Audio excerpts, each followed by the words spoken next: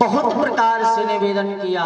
तब शंकर भगवान ने बताया, कहा सती जानती हूँ अगली बार जब आपके पिताजी ने यज्ञ किया था तो मैं उस यज्ञ में गया, मुझे ध्यान नहीं था, ऐसा नहीं मुझे अहंकार था कि मैं कहाँ तो इस सृष्टि का संहार करता और कहाँ आपके पिता दक्ष, मैं अहंकार में नहीं था। हाँ सती, मैंने आपके पिता की तरफ ध्यान नहीं दिया और आपके पिता को प्रणाम करना भूल गए, बस इसी कारण से आपके पिताजी रुष्ट हो गए। अब मैंने कुछ कहा भी नहीं सती, अब निमंत्रण नहीं आया तो मैं क्या करूं। उनको ये बात बुरा लग गई कि हमारे ही दामाद होकर के और हमसे ही प्रणाम नहीं किया। देखो तो सही, जिस प्रकार से कैलाश पर वास करता है, भूत प्रेतों के साथ रहता है, उसी प्रकार से एक विकराल स्वरूपधारी अवघड़ी, देखो तो इसने मुझसे प्रणाम नहीं किया। ये बात दक्ष को बुरा लग गई और इसी कारण से उसने मुझे निमंत्रण नहीं दिया। आज सती जी ने बहुत प्रकार से हट किए कि पर मैं जाऊंगी अपने पिता के यज्ञ में। अब हो भी ऐसा सकता है किसी बेटी का बाप अगर यज्ञ पूजा हवन यजन कराए और निमंत्रण ना जाए, सारी बहनों को निमंत्रण जाए उसे ना जाए तो बुरा तो लगेगा ही। तो सती जी को आज बहुत बुरा लगा, भगवान शंकर को बहुत बुरा भला कहा। सती जी ने कहा पर स्वामी मैं अपने पिता के घर जाऊंगी जरूर। भगवान शंकर ने बहुत मना किया, सती जिस जगह से निमंत्रण ना आया हो ना उस जगह पर जाना नहीं चाहिए, चाहे वो स्वयं का मायका ही क्यों ना हो। जिस स्थान पर पति का सम्मान ना हो, जिस स्थान पर पति का निमंत्रण ना आया हो, जिस स्थान से पति के लिए संदेश ना आया हो, उस स्थान पर पत्नी को कभी नहीं जाना चाहिए। इस शंकर भगवान ने संदेश दिया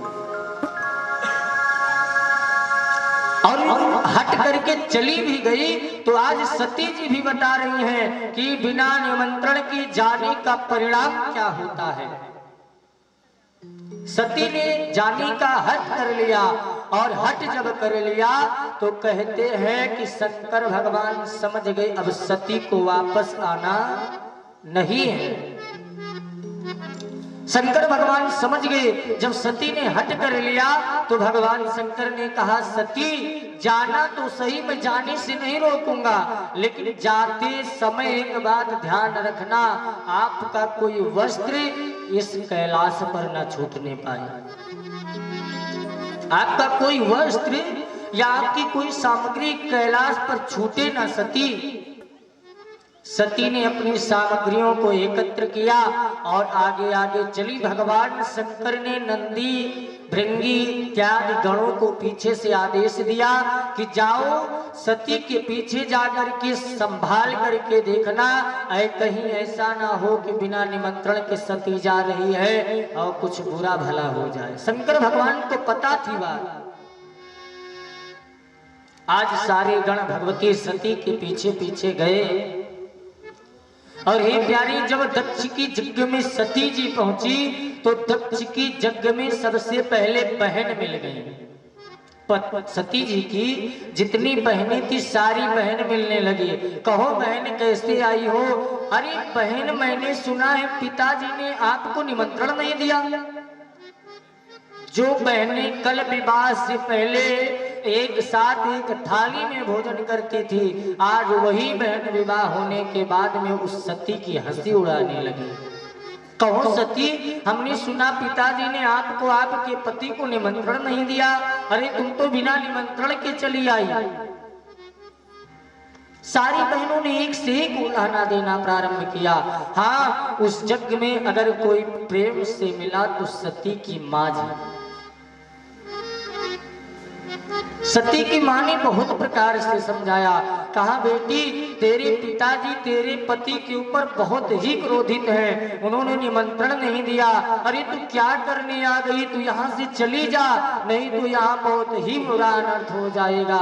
बेटी मैं तेरे सामने हाथ जोड़ती हूँ, तू अपने पिता की लाज रख, इस यज्ञ की लाज रख। अरे यहाँ पर तेरे पति को स्थान नहीं दिया गया, तू यहाँ से वापस चली जा। भगवती सती मानी नहीं और भगवती सती सीधे अपने पिता की यज्ञ कुंड के पास चले गए, जहां पर दक्ष महाराज यज्ञ की आहुति प्रदान कर रहे थे। काहे प्यारे, सती जब गई तो सती ने सबसे पहले देखा कि मेरे प्रभु का स्थान कहाँ है। अभी वेदियां बनी हैं, वेदियों में भगवान नारायण का, भगवती लक्ष्मी का, क्षेत्रपाल का, नवग्रह का, नारायण का, शंकर भगवान का इत्यादि इत्यादि स्थान बनाया जाता है। तो सती ने देखा कि स्थान तो सबको मिला है, पर मेरे स्वामी का स्थान कहीं नहीं, भगवान शंकर का स्थान कहीं नहीं है। और एक बार सती ने संदेश दिया कि जिस यज्ञ में, जिस पूजा में, जिस हवन में, जिस यजन में, जिस भजन में भगवान शंकर का स्थान नहीं होता, वह यज्ञ कभी सफल नहीं होती है। और यहाँ भी यही हुआ। सती ने जैसे देखा कि मेरे पति को कोई स्थान नहीं मिला, सती जी आज बड़ी चिंता में पड़ गई। सती ने कहा, मन में सोचा कि अगर मैं आज अपने पिता के यज्ञ से वापस अपने पति के पास जाती हूँ तो मैंने अपने पति से हट किया है और अपने पति से झूठ बोला है, मैं उनको कैसे मुंह दिखाऊंगी। और अगर पिता ने यज्ञ में स्थान नहीं दिया तो मैं यहाँ भी नहीं रुक सकती। तो हे प्यारे, आज भगवती सती ने अपने प्रचंड रूप में आकर के उस यज्ञ कुंड में, जलती हुई यज्ञ अग्नि कुंडी में अपने शरीर को, अपने देह को आहुतियों के साथ अग्नि कुंड में डाल दिया, समर्पण कर दिया। बोलिए जगत जननी जगदम्बा मैया के।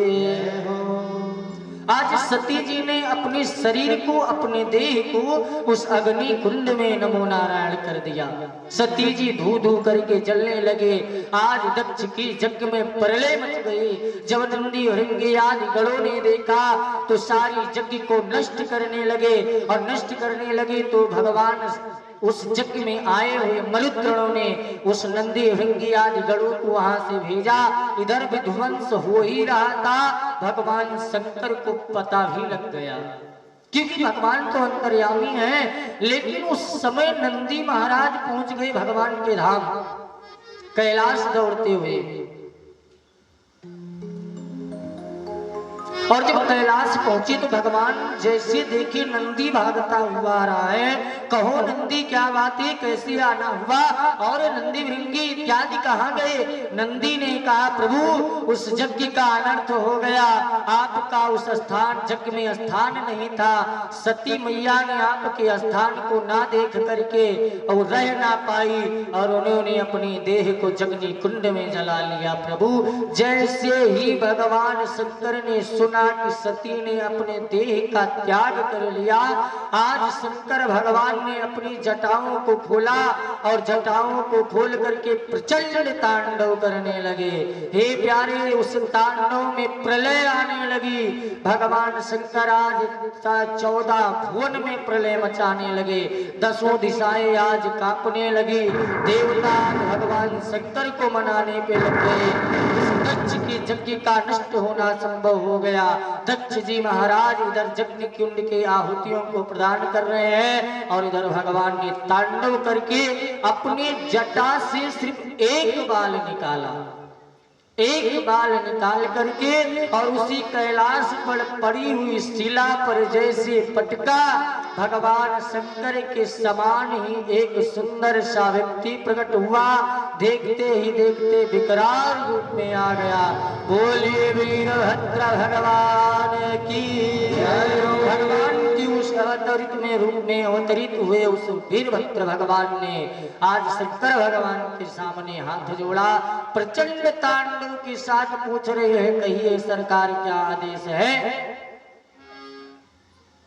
शंकर भगवान ने कहा, जाओ और दक्ष की यज्ञ में जा करके दक्ष के सर को काट देना और दक्ष की यज्ञ को नष्ट कर दो जा करके, और जितने देवताओं ने, देवों ने मेरी सती की हंसी उड़ाई है उनको भी मत छोड़ना।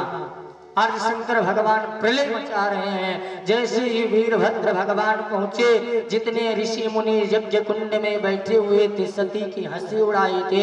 वीरभद्र भगवान ने किसी के हाथ काटना शुरू किया, किसी के सर को काटना प्रारंभ किया, किसी के प्राण को हरण करना प्रारंभ किया। और हरण करते करते जैसे दक्ष के पास पहुंचे, दक्ष के सर को धड़ से अलग कर दिया।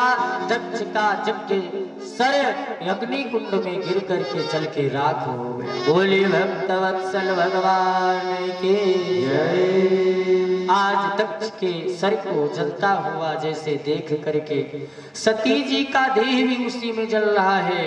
भगवान शंकर के उस स्वरूप ने सती की देह को उठाया और उठा करके वहां से लेकर चले। कहते हैं सती के देह को जब लेकर के भगवान शंकर चले